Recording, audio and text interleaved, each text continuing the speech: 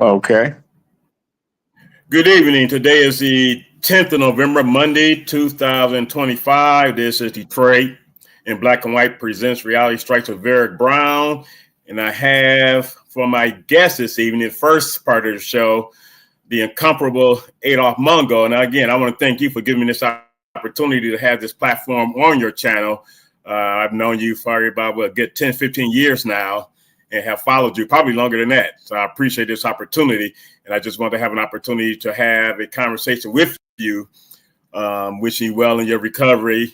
I know you went down to Tulsa, Oklahoma. You didn't get to visit some of the sites you were hoping to see and fell ill, but now you are back here in Michigan recovering. I want to thank you for joining me this evening, as well as giving me this opportunity to have this show on your platform. Well, I remember when you one of the first people to have an internet show, radio. Yeah. Over in Corktown. How long ago was that? That was in, it's been a good, let me see, this is 25, so it's been a good 12 years now. Yeah, I remember. Yeah, I was on that. But anyway, man, thanks for inviting me, man.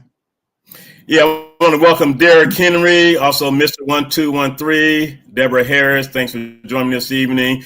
And as always, we want you to like, subscribe, and share the podcast. And, you know, one of the last, it's interesting, Adolph, because actually one of the last time I was on your show after the internet show was no longer around, was in 2012. It was the Saturday before the November 2012 election. And you had myself, I can't remember the other two guests, but we gave our predictions on the election. And back in November 2012, I said I'm a fan of Donald Trump, but I predicted that he was going to win the election. Yeah, I predicted it too, and people got mad at me because Hillary Clinton basically didn't do any campaigning in Michigan. She was blowing everybody off. But, you know, this is how Democrats operate. Republicans just basically ignore the Black community. Democrats just think you're supposed to just follow the yellow brick road. I remember I was over at the Michigan Chronicle, and Sam Logan, the late Sam Logan, told me that he said, "I'm gonna do something different. We're gonna endorse England." I remember that. I said, "Why?" He said, "Because England came down here 4 or 5 times and met with us. Howard Wolpe has blown us off, and he endorsed England. England that got a famous photograph. We got all 3 papers, Free Press News and the Chronicle endorsement. And Sam said he got a call from Africa. Wolpe was in Africa. He went berserk. What the fuck is going on? Basically, that's what he said. And Logan said he told him, you wouldn't even schedule with our editorial. You know, you just assume Black people, we was going to endorse you, and there it is. We still dealing with that kind of stuff. You know, they get that. You get to look at who's running for all the top offices in Michigan, and here we have a government shutdown for the longest in the history, and the Democratic Party. You would think they would take advantage of this, but the progressives fighting the centralists and everybody else fighting each other. Bernie Sanders fighting AOC, and John Fetterman, he might as well become a Republican because they the one broke the stalemate. So this is what we are dealing with. Yeah. So speaking of it, you know, there was a post earlier today that I saw on Facebook, and it was titled, "Are Black Republicans Out of Touch with Our Nation's Issues?" And I just found the post to be rather disingenuous because Black Democrats are out of touch with the nation's issues. And you saw all that. We have to do is look at this past election, that the people that's out of touch with what's happening in Detroit, they elected a new mayor. And the people that really that's hurting and know what's going on, they didn't go vote. So do you think black Democrats are out of touch? Yes, because if you was in touch with what was going on, you would get your butt off your couch or whatever else and go vote. And if you was in touch with what was happening in Detroit, you wouldn't have cast your vote for who you cast your vote for, because man, it's gonna be buyer's remorse. We've been through that before, but hey, hopefully I'm wrong. That, right. And what's interesting with that, Adolph, you had a single issue in Troy.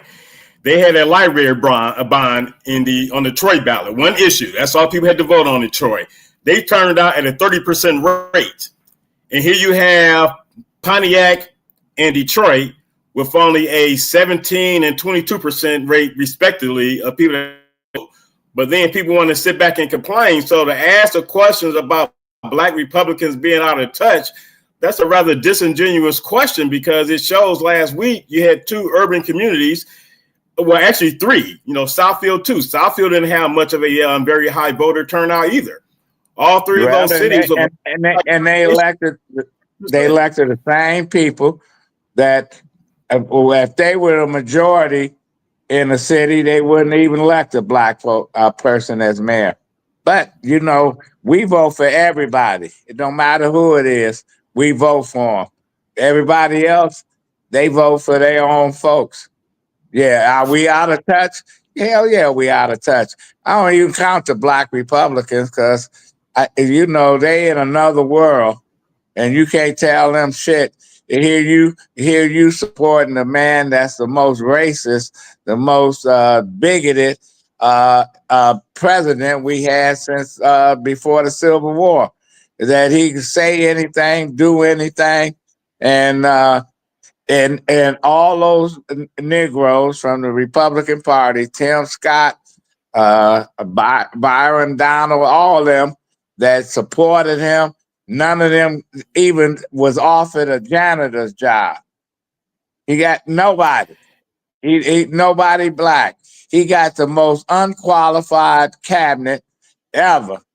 These folks are not qualified. He took people off in the TV shows and all these other places. The head of the Department of Education, her background is in WWE wrestling. Entertainment. She didn't even know. She called AI A1. A1 is a fucking steak sauce, which I like. AI,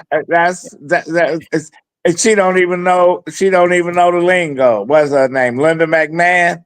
Man, I have no idea that's what we got. Where he got the HUD secretary from. I don't even know his name. That's a black guy, but I have no idea where they found him at. But one of the things that, and Deborah Harris, thank you for joining this evening. Her comment about the white Democrats gave in to the Republicans, and the 8 Democrats, 2 are from Nevada, both of the Democrats from Nevada, both of the Democrats from New Hampshire voted in favor. And one of the Democrats have voted every single time in favor of supporting the initiative. Well, but I understand where they're coming from. When you, especially and when the government is shut down, and a lot of your the voters who put you in office have been laid off, ain't getting a paycheck, and all this other stuff. I see where King out of Virginia, he voted to bring back open government again, because he represents so many federal workers in Virginia, and they hurting. Right, he represents 150,000. Then you have 2 of them that are not running for re-election, Durbin being one of them, who's a long-time serving Democrat in Illinois. And then you had Catherine Cortez Masto, who is one of the Democrats from Nevada. And she's the one that voted 15 times to end the federal government shutdown. The Democrats had extracted the promise of a vote on the healthcare tax initiative. But one of the things that people have to be very cognizant of is the fact that that vote about the healthcare is more about the immigrants than it is black people. I mean, we continue to fight fights that are not. I mean, you see the No King marches. You don't see black people out there. You know, at least we are wise enough to understand when it's our turn to fight and when we need to be fighting. You have to look at what Mary Sheffield did was endorse this woman here in Detroit. What's her name? Gabriel. Yeah, Santiago, and that was a slap in the face to Tyrone Carter, in my opinion. But yeah, I you know, and she need Lansing, you know, and I would have stayed out of it. Yeah, I wouldn't even got into the city council races. Right. But that's what happens. But that's what happens when you got a neophyte that don't know what's happening. Yeah, because they have an article. I haven't read it yet. They have an article that came out today saying what are going to be some of her toughest challenges in Lansing. So it's interesting you brought Lansing up. And again, I haven't read the article yet to see what they're saying, but she's going to have challenges right here in Detroit as well. And that's what people need to really understand. And at the end of the day, you have to get a handle on the low voter turnout. It's nothing new. Again, the last 32 years, the highest turnout was 37%. That was in 2005. Duggan never won an election with more than 25% turnout. So the turnout. Well, you know what? They laid a roadmap off of Duggan. Somebody asked me what happens when 1,000 votes are spoiled and it was a difference of 800 votes. She talking about I would challenge that count. Yeah, that's the election in Southfield between Sylvia Jordan and Ken Silvers. And listen, I can't believe, but you know what? A majority black city, and they put in who they put in as mayor, as state senators, and all this other stuff. It's unbelievable. But you know what? I look at Southfield as just the west side of Detroit. And Sylvia Jordan is more than qualified to be the mayor.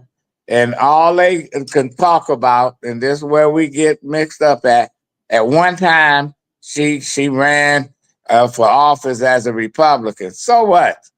I like her politics. It ain't Republican, it ain't Democrat. You know, she been working hard in Southfield. Yeah, she should challenge that, because that's some hanky panky. The outgoing clerk Janet Jackson got kicked off the ballot because her paperwork was suspect. They had another clerk that got kicked out of office.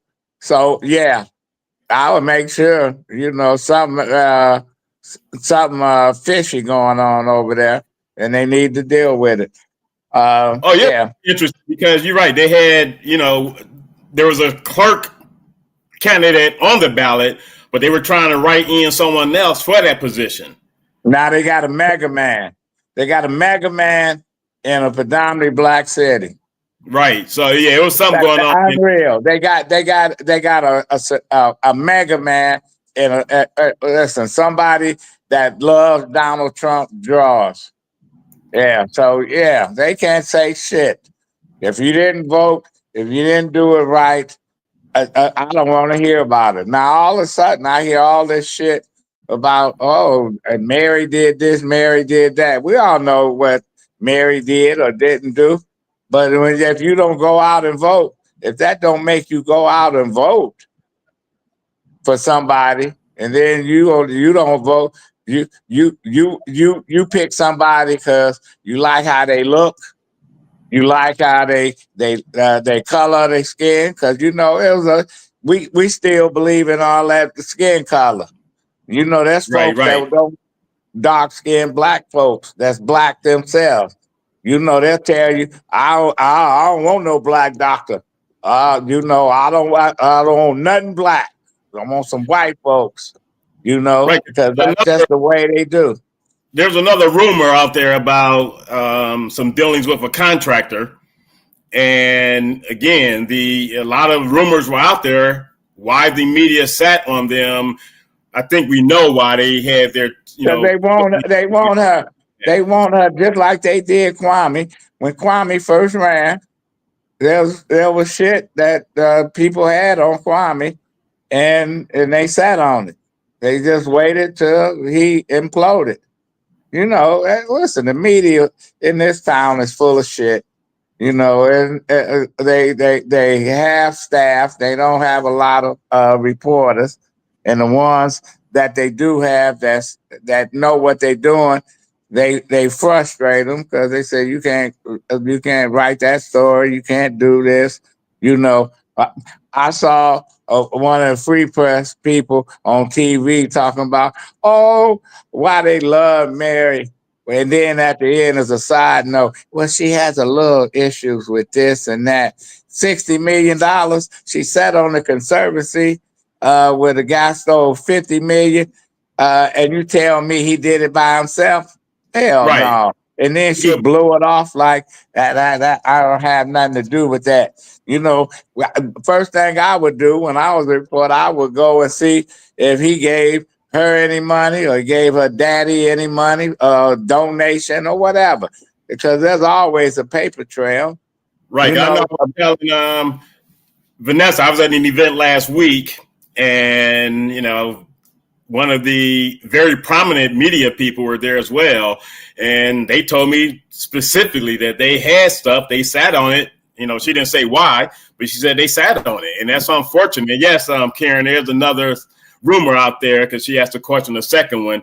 There's another rumor out there about some dealings with another contractor that she voted on with regards to the giving them contracts. So, but you know how the media works. They will set you up for success, and they will quickly bring you down and grovel in seeing you fail.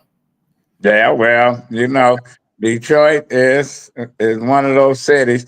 You can get 2 million people to get out to vote in New York City because they was tired of the same old bullshit, and you can't get nobody to vote here except the seniors, people that do the AVs. Those are only consistent. See, and how they know how to manipulate that. Because they be sitting up there in those senior citizen buildings, telling some of these seniors who to vote for, and you ask them why you vote for this certain person. They can't tell you. They can't tell. Oh, I like how she looked. She was on the council for 12 years. It took you 12 years to try to do something for the schools.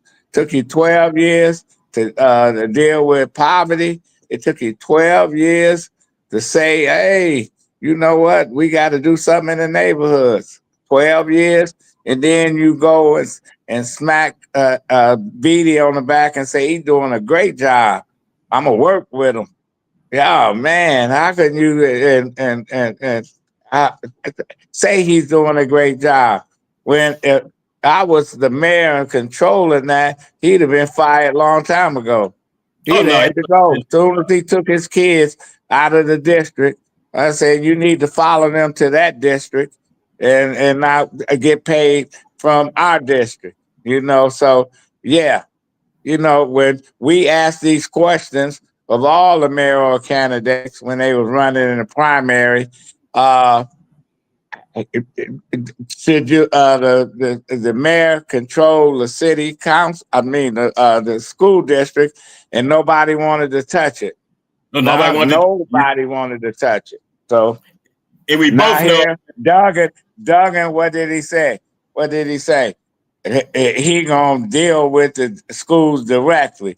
He took our shit, especially your shit, Eric, and ran with it. And now he had a $4.6 billion plan for education if he were to become governor. Yeah. Well, basically, he should just take it over. He is responsible for. He's partly responsible for how fucked up the district is, because when they had the $1 billion bond, he was in control of the money, gave his cronies all kind of contracts. That's how he got elected to the prosecutor's office. And no one held him accountable. One of his 3 agenda items that he told the voters in Detroit back in 2013 to hold him accountable for was fixing the schools, repopulating the city, and reducing crime. We know he didn't fix the schools. It's debatable about, the numbers in crime. And then as far as repopulating the city, 1,000 more people, that's not repopulating the city. No, that's not. That's like when Granholm said, we bringing Google to Michigan. Come to find out, Google sent 3 people to Ann Arbor. So that's a big deal. It ain't a fucking big deal. They're in Ann Arbor. Well, he finally came to Detroit. They had a little spot over in the Little Caesars complex, but not as much as what Granholm had promised years ago.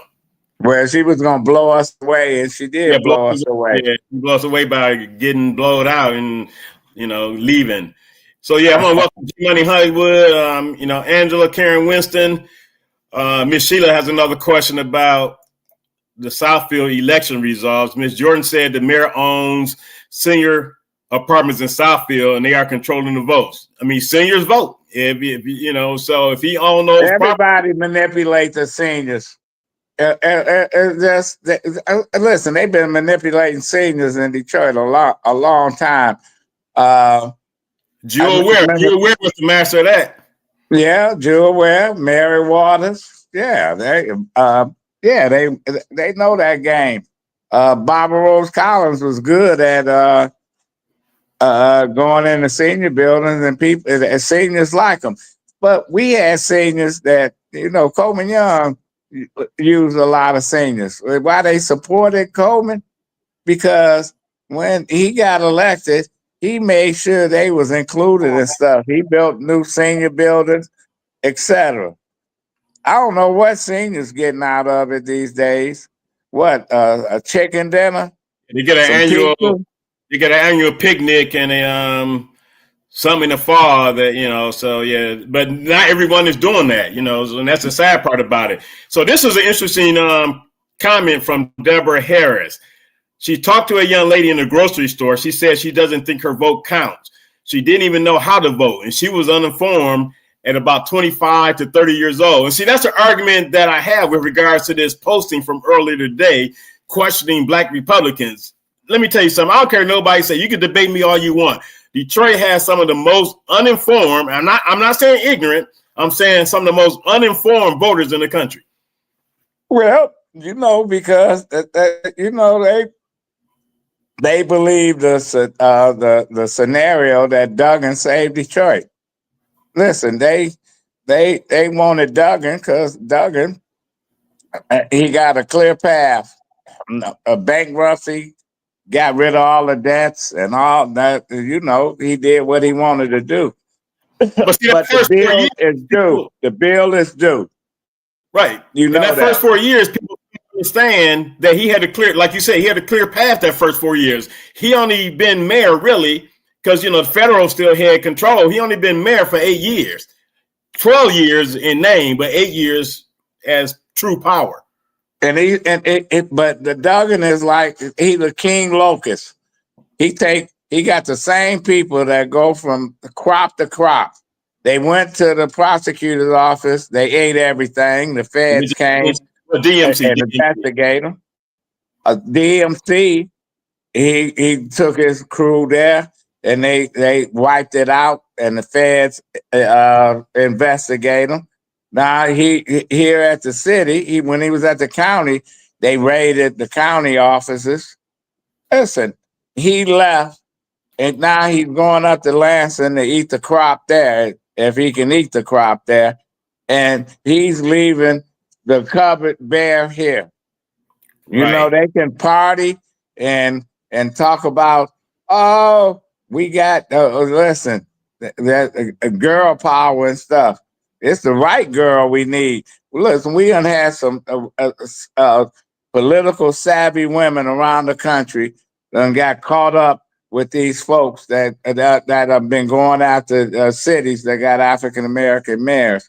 You know, and she knows Stacey Abrams. You know, they listen. You know, I can name quite a few women that could be great running cities or running states, but we done had our issues. Baltimore done had two women, black Yeah, women. Baltimore had two. They went to jail. Both of them got kicked out. And look at what happened in New Orleans. Yeah, the one in The New mayor Orleans, messing with her, with her security. guy. Yes, no, she got And then you indicted. had, like Keisha Lance Bottoms, she only lasted one term in Atlanta. Then you had She was Lori burned out. Lightfoot. Yeah, She only lasted one term, and I don't think Karen Bass in LA is going to last more than one term. I know. You know, and so all these people, what they should be doing is helping her, getting some smart folks that know how to run city government and protect her ass. Because if she uh, use the people that help her get elected, and she gonna get unelected. You know, I'm gonna just tell you, because these people are not gonna be able to run the city. They both can't run the city. You know, listen, everybody want to check. She can't pay off all her political debts that she got. And she got a whole ton of them that they got their hand coming out. You owe me because I gave you some money. But you know, this is getting back to your original question. Are we uninformed? Black Democrats, black Republicans? Hell yeah. Yeah. Because when the shit smacks you in the face and you see it and you ignore it, I don't know what you call them uninformed. I call them delusional. You know, you think that somebody gonna come and save you. You know, people wishing Duggan didn't go anywhere and stayed here. Duggan know when to leave. Because, you know, the receipts are due. They're going to have to pay it. And we're going to be right back around where they said, is Detroit going to be the only city in America that went bankruptcy twice? But we don't have nothing. We done pawned all our jewelry and shit. They didn't give all the jewelry away. They didn't give it all away. And then what's interesting, you know, just like, you know, one of the things that people need to understand, there's a documentary out called Poverty Inc. It speaks to the poverty across Haiti, Africa, Peru, and they're filming an American version right now. And I talked to a frat brother of mine earlier today, telling him Detroit is featured very prominently in the American version of Poverty Inc. What people need to understand, because I brought that up based on a comment from G Money about the disparity in urban education. First of all, it's nothing new, number one, but people have to understand that there's profit in poverty, crime, and education.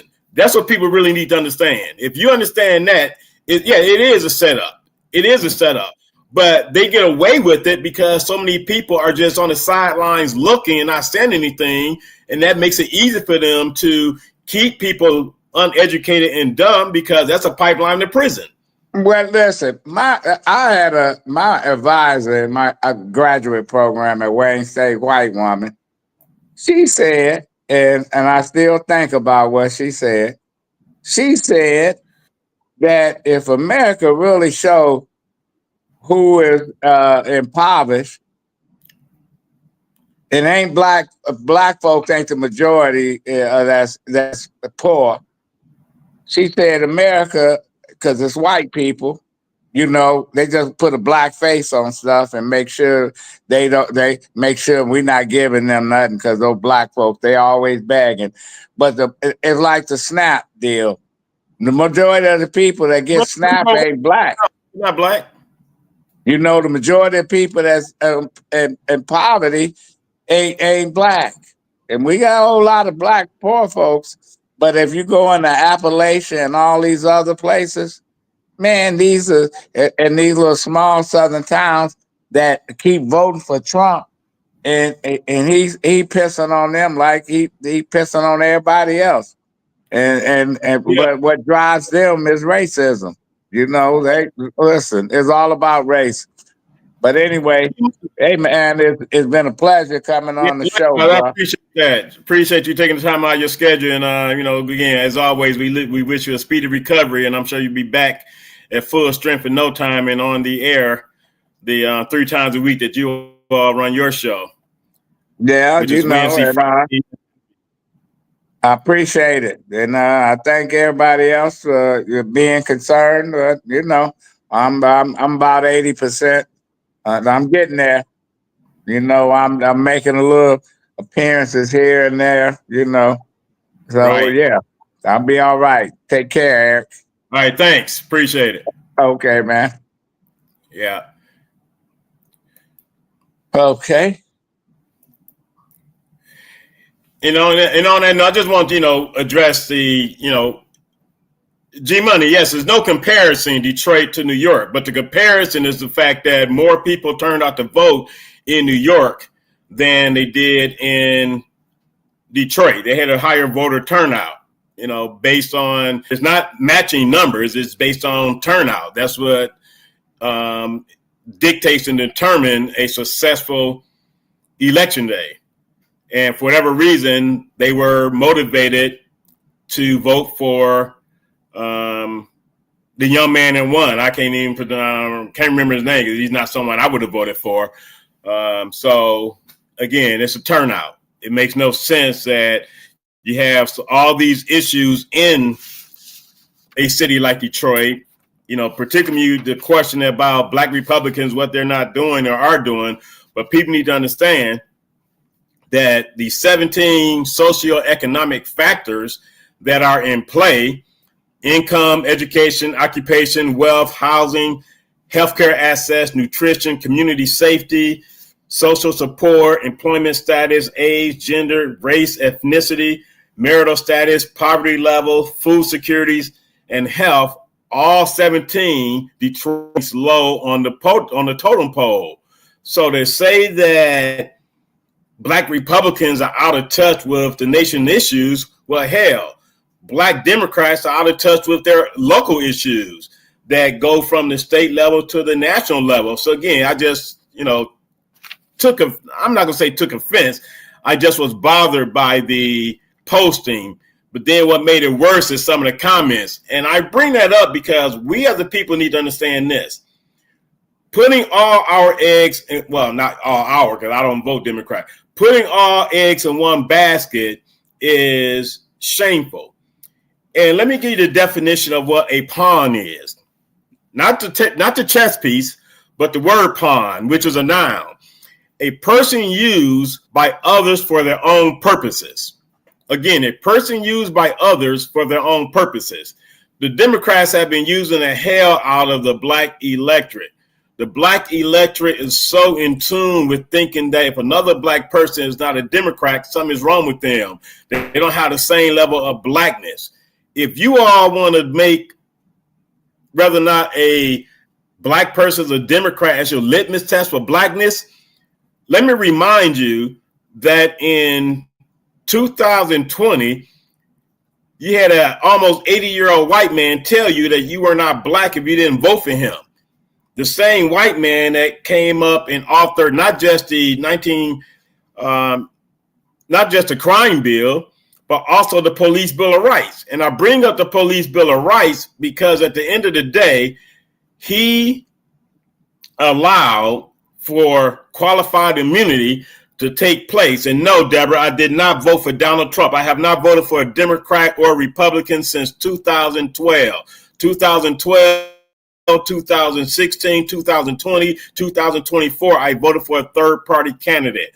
So again, the last time I voted for someone with a D or R after their name for president was in 2008, and I did that based on history because I will be the first one to tell you all that hope and change were just words. You saw no hope, and you damn sure did not see any change. So for all you all that think that Barack Obama is this great messiah, he's not even a top 10 president of the United States. That's my take. And again, whenever someone says that they did not vote for the Democrat, let's stop assuming that they voted for the Republican candidate. So I'll leave that at that. Let me see. I got to note that they're having problems with those that tried to tune in on Facebook this evening. And, on behalf of the difficulties with Facebook, I apologize. I have no control over that. No, you did not hear me say that I was a Republican. You did not hear me say that. What you have heard me say time and time again is I have no respect for the Democratic Party. That does not make me a Republican. I am a staunch independent. I vote for the person, not the party. And if someone do happen to have a D after their name, it's not me voting for them because they are a Democrat. It's me voting for them because I did my research on them, felt that they were the best person for deserving of my vote. And that's what independents do. We find people based on what they bring to the table, not based on what they parrot from a party that they belong to. And that's why, I applaud the 8 senators that voted with the Republicans. At the end of the day, it's time to move on from this pettiness when it comes to partisanship, because you can't tell me that a person, just because they have a D after their name, subscribe to every single ideology of the standard of that party, a DR, whatever, QPNOZ, whatever. At the end of the day, people need to understand that it's time to do your research. If you do your research, that will result in more turnout at the polls. And I don't care how you look at it. People can say, well, she won. They can say that he won in Southfield. They can say he won in Pontiac. They can say that the governor won in Virginia. The governor won in New Jersey. All of those states had, in some communities, had low voter turnout. Again, Troy, Michigan had one single issue on their ballot last Tuesday. One single issue on November the 4th. It was an issue about the library bond. Over 30% came out to vote. That means that issue was important enough for them to go out and vote on that nice, bright, sunny 61-degree day last Tuesday, November 4th. Same circumstances in Pontiac, Southfield, and Detroit. And every last one of them cities had a voter turnout of 25% or less, with Pontiac being the lowest at, I think, 17.4%. So, again, we can't sit back and get mad and say that people need to vote, because the history has shown people just have not been voting. Again, in the last 32 years in Detroit, the highest voter turnout was 2005. That was the Kwame Kilpatrick Freeman Hendricks race. Duggan never won with more than a 25% turnout. He came close to 20%, maybe hit 20% in 2013. Then 4 years later, in 2017, he reached 25%, 25.37. 4 years ago, he did not even crack 20%. 18.46 or 64, one of the numbers. The last two numbers are interchanged, but he had a less than a 19% turnout. And then you have 2025, 2 black people to choose from, and a paltry 22% came out to vote. Initially, the numbers were 17%, but the numbers kept changing, because even right now, even though they say all 100% of the precincts are reporting, it still says unofficial results. But the number right now stands at 22.52 or 22.27, 37%. Again, that's a shame. You had 2 black people to choose from in a predominantly black city, and that's the best that they can do on election night last week. And I agree with you, G Money. Blacks need to vote independent. That's the bottom line. Both parties are a big family. They are like having a stepbrother. Blacks need to vote for the man and not the party. You are right. Thank you, G Money. That's been my philosophy. Even when I was writing for the Detroit News, that was my byline. I am an independent that votes for the person, not the party. And I started doing that back in 2005. So I have been consistent for over 20 years with regards to my position on voting and the two-party system. The two-party system is a joke. And you can't tell me, people can be mad all they want about those 8 Democrats. Somebody knew. Again, it's a game. It's a game. They all rub each other back. They all shake each other hand. And the victims in all of this are the people. The people are the pawns. Again, politicians take advantage of the fact of using those others for their own purposes. Their own purpose is to get elected, people, either every 2 years for the U.S. Congress, state Senate, state representative. It's all about them. If you only see them every 4 years, every 2 years, every 6 years, about the time they vote or the time it is time to vote, that tells you right there they don't care about you people. They do not. You are all fooled into thinking that they do. They do not care about you at all.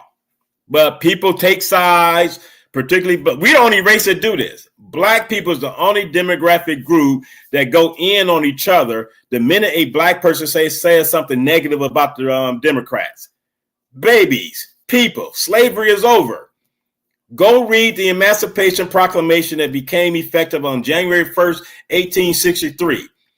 Try to understand Juneteenth, June 19, 1865.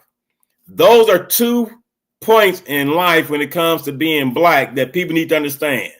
But for some reason, far too many of us do not understand the Emancipation Proclamation, and they do not understand Juneteenth. Brother Malcolm said it best. So many of you all love the Democrats.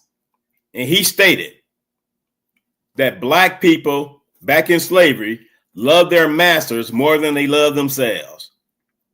And that's just how I feel about the Democratic Party in Black America today. So many of you all love the Democratic Party more than you love yourselves. Get mad at me all you want. I don't care. The program is called Reality Strikes. I'm going to get to you straight, no chaser. That's what I do. I've been doing it. Adolph mentioned the internet radio show I had with Cats Entertainment, myself and Stuart Boswell. I have been consistent in my stance. I said it, I'm saying it again now. Get mad, that's on you. But you're not going to change my opinion with regards to how I feel about the Democratic Party. And to be complicit in the using of that political party in a way to take advantage of Black America is shameful. It's shameful. And you're right, G Money. Black people need to be independent. Make them earn the vote. Going into a ballot box every 4 years makes no sense if you're going in already know. It's like a football team. And the best example I can give this is a couple years ago when Michigan played Penn State at Penn State. Penn State knew exactly what Michigan was going to do, and they couldn't stop them. Democrats know exactly what the black electorate is going to do.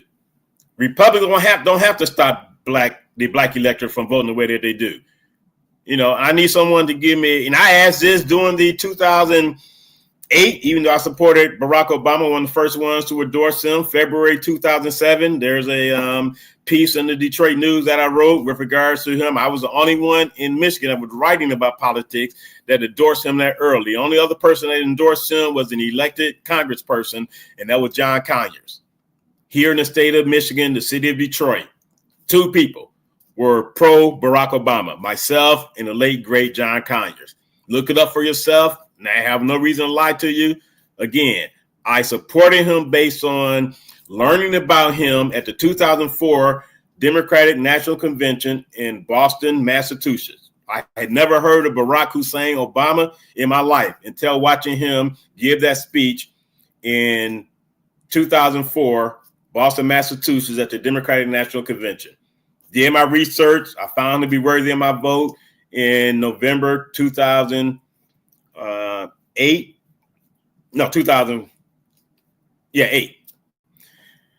And he got my vote. Did my research. Going along to get along, we do that too much. Falling in line, we do that too much. Parroting, we do that too much. Regurgitating, we do that too much, because I tell people all the time, I can have a conversation with someone, and within 30 seconds, I can tell if I'm wasting my time when it comes to politics. And I'm being gracious with regards to the 30 seconds. If you're just regurgitating, I'll never forget last year, a guy going back and forth with me about Project 2025. I told this story before. He said that he learned about it through Cliff Notes in the conversation. There were no damn Cliff Notes in any bookstore in America about Project 2025. Project 2025 had been around since December of 2023. Became something that people were talking about as early as January 2024. That still did not stop America, be it Democrats or Republicans that did not like Donald Trump, from electing him back into office. And I say all the time, April 25th, 2023 was the moment that America failed America, because that was the date that Joe Biden announced his re-election, and everybody knows his ass was not up for running for another 4 years or being president for another 4 years. They let it slide. Then you had the debate June 27th, 2024, and what an embarrassment that was. But the tea leaves were there way before then. Way before then, the tea leaves were there. And people still decided that, okay, let's keep him on the ballot. It took a debate for people to finally realize and understand that he was not the one.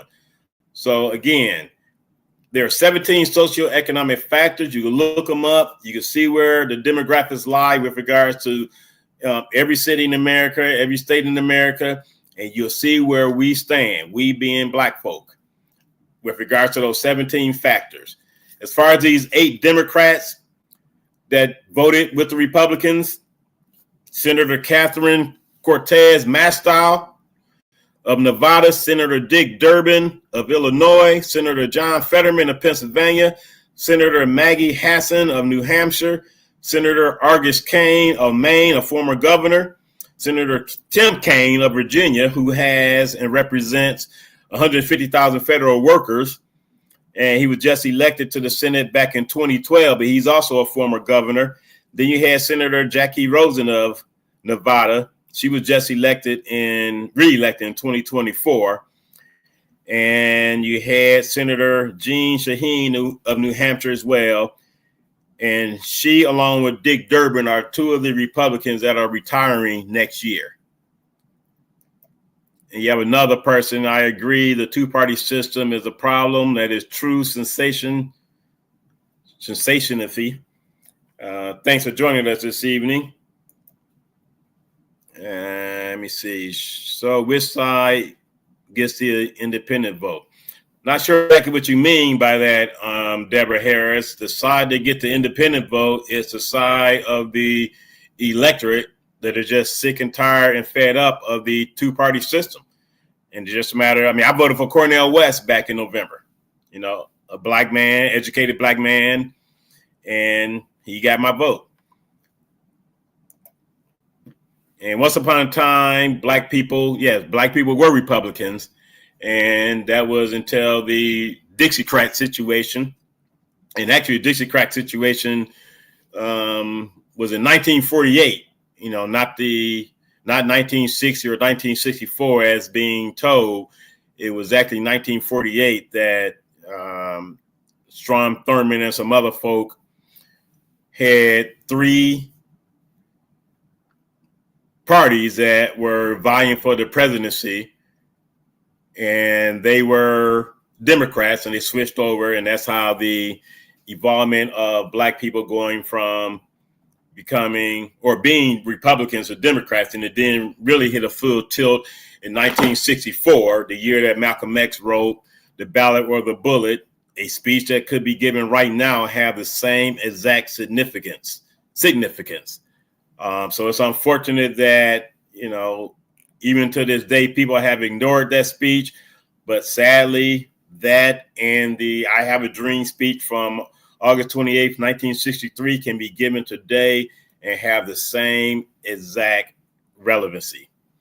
I disagree. Slavery is not over. I don't think I ever said slavery was over. I use slavery as an example to say how Malcolm X, Brother Malcolm, talked about slaves loving their masters more than they love themselves. And my point was Black America, a large majority of Black America, love the Democratic Party more than they love themselves. And all you need to do is read the 13th Amendment to understand that slavery is still in full effect. And you're right. Go to jail and see how you are 110% on the plantation. isn't working for $1 an hour slavery. No, actually, it's worse than slavery was worse. They didn't work for anything. They were not compensated at all. So yeah, slavery is still alive and well. And that's why Poverty Inc., if you get a chance to see the documentary, yes, it was the international version, but they're in the process of filming the American version. I've seen previews of the American version, of which Detroit is figured prominently in that. And if you do not understand the profiteering of misery, then you just don't get it in America, because there's profit in poverty, profit in crime, profit in miseducation. Those are three factors in America where we as a people, we being Black people, are at the bottom of the totem pole, and you have all these people making goo gobs of money off of misery and poverty. So it is a business, $1 billion business, that the rich are getting richer at the expense of Black America. And I say at the expense of Black America because we only make up 13-14% of the population, yet we make up about 45% of the jail population. That is sad and unconscionable. But again, people are still looking for the savior, and that savior that so many Black people are still looking for is the Democratic Party. And you are fooling yourselves into thinking that a savior is coming. Adolf said it prior to him leaving. There is no savior. There is no savior. If you cannot look in the mirror and see that you are responsible for that change, shame on you, because that savior that you're looking for, he, she, it ain't coming. And that's facts. Don't have to believe me. Just believe me anyway. Oh, you're good, G Money. We're on the same page. Well, for sure. I may have spoke too quickly for you to grasp what I was saying, but we're definitely on the same page. I give Anna DuVernay all the credit in the world for making the movie 13. If you have not seen that movie, documentary, however you want to look at it, please go out and see it. And again, I will keep everyone abreast on the progress of the premiere of Poverty Inc., the American version. But a lot of you all still need to see The Right to Read. That's a documentary that speaks to the sad state of affairs when it comes to education in America. And it makes no sense. In the year 2025, only 12.7% of Black kids in Detroit are proficient in reading. Makes no sense at all. No sense at all. And Adolf talked about the current superintendent of Detroit. Without a doubt, if his name was Leroy Johnson, her name was Shaniqua Broomfield, they would have been gone. But for some reason, they think this guy is doing a great job. And, I'm not sure what vision they have, but from my vision, he is far from doing a great job. And bragging about a less than 1% increase in proficiency scores and celebrating when you're still 66% below the rate of being at the state average for proficiency is a shame. Privatization of prisons were not thought out well. Well, blame that on the 1994 crime bill. Proof is in the pudding with regards to it not being thought out well. But the answer that people want, or the clapback, everybody want to come back with, well, the CBC supported it. Preachers across America supported it. Black preachers and Black mayors across America supported it. Okay. I would beg to ask you all to check their bank accounts, and that might be the reason why they supported it, because it was a disaster. Still is a disaster. And if it make you feel good saying that the CBC supported it, and if you could tell me what they do more than have parties at their annual event, then I will give them some credit. But I do not give the Congressional Black Party or Congressional Black Caucus any credit. Let me see. It screams and hollers slave labor. Yes, it sure does, Deborah. Karen, sorry about that, Karen. It is exactly what it is. The privatization of prisons is nothing more than slave labor. And that's why they love for our folk to commit crimes, because it gives them the authority to have or be overseers over our people while they are incarcerated. And I thought I saw another comment from Jill Sheridan. Yeah, I did. Let me see. Her comment was, thank you, Jill. You hit the nail on the head. Wow. With turnout numbers that low, it screams people do not give a shit. They don't give a shit. But I tell you what, Jill, they complain their ass off. That 78% of the people that did not vote in Detroit last week will complain as if every last one of the eligible voters in Detroit voted last week. Same with Pontiac, same with Southfield, same with all the low voter turnout areas. And I have to give Lake Angeles, I'm not sure what the population is, but they had something like a 70% turnout. Second on the list was Southfield Lathrop. So kudos to the leadership in Southfield Lathrop, Kelly Garrett and her folks. They got people out to vote. And I think Southfield Lathrop voter turnout was something like 42%, if I'm not mistaken. Let me see, G-Money, they only want to give us credit for being at 13%. I think we are more like 15 to 16% of the population. Incarceration is not counted. Those who do not participate in the census. And yeah, you're right, because we got a lot of us incarcerated.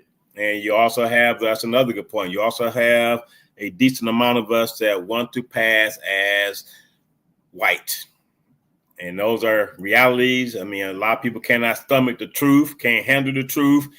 And I think the minute that a politician, a black politician in particular, that no matter, they have an R or a D after their name, if they get the rights to play the clip from A Few Good Men when Colonel Jessup was on the stand and said that you cannot handle the truth, get an AI generated version of that when it comes to voting, I think that will probably set the stage for the majority of black folk leaving the plantation called the Democratic Party to open up their eyes and see that there is another way.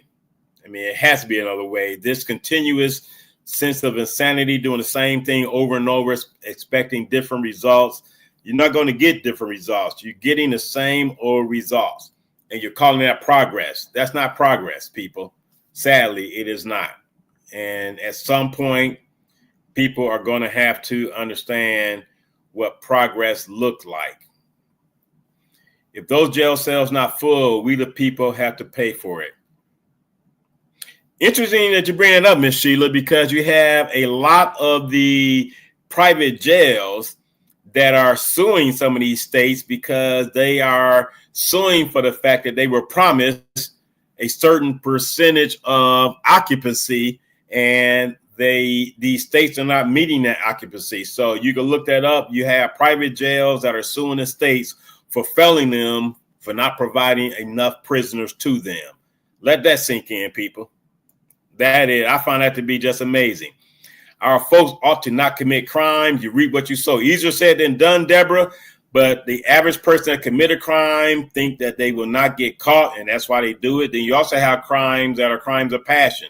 And that's why you have the manslaughter in second degree. The intent was not to kill someone, but in the heat of the moment, people get themselves caught up in ridiculous situations that results in them going to the hookie, as they say, going to jail. So it's unfortunate, but a lot of people do not think before they act, and that's the worst part of it all. Then they get, and that's why, one of my favorite shows is The First 48. That shit is just, amazing. You have all these people commit these crimes, then they in the box with the detectives, and some sing like a bird and some cry like babies. So again, it's easy to say they should have thought about it before they did what they did, but at the end of the day, you pay the pauper for the price of being a criminal, thinking you could get away with something. Not to mention false imprisonment. Yes, there's a lot of false imprisonment. There are also a lot of people that are in jail. Just Mercy is one of the movies that I saw last 2 or 3 years. Very good movie. Again, I mentioned Anna DuVernay's The 13, and then I also mentioned the movie that she did about the Exonerated Five. And that was an example of Democrats taking advantage of not supporting black people, because the prosecutor, the mayor, the governor, as well as some of the assistant prosecutors were all Democrats, but they all said nothing when it was obvious that those 5 young men were being railroaded. So save me the banter about why I'm not an ass kisser of the Democratic Party. I have my reasons. Again, I would never be a card-paying member of either party, just like I would never be a card-paying member of the NAACP. And I definitely would never be a card-paying member of the Congressional Black Caucus. So on that note, I want to thank everyone for joining me this evening. I want to thank Adolph Mongo for joining me for about 20 minutes. Appreciate it. And, we'll continue to pray for him. Appreciate the opportunity he gave me to be on this platform after being in the studio with them, the crew, on Saturdays. So until next Monday, be easy. Try and stay warm, but I just saw a weather report come on my timeline. It's supposed to get better over the next 4 to 5 days. So this frigid weather that we are experiencing right now, it will get better. Just be patient. And until next time, next week, thank you, Ms. Sheila, for the comment about the great show. See you all next week. You probably see me making comments on Wednesday, Friday, or Saturday, or if not, participating Wednesday, Friday, or Saturday with the Wednesday, Friday, Saturday edition of Detroit in Black and White. But again, thank you all for taking the time out, and appreciate you, G Money. And we still got to get together and get that formal meeting together. Enjoy the rest of your evening. Enjoy the rest of your week, and peace. Love. See you next week.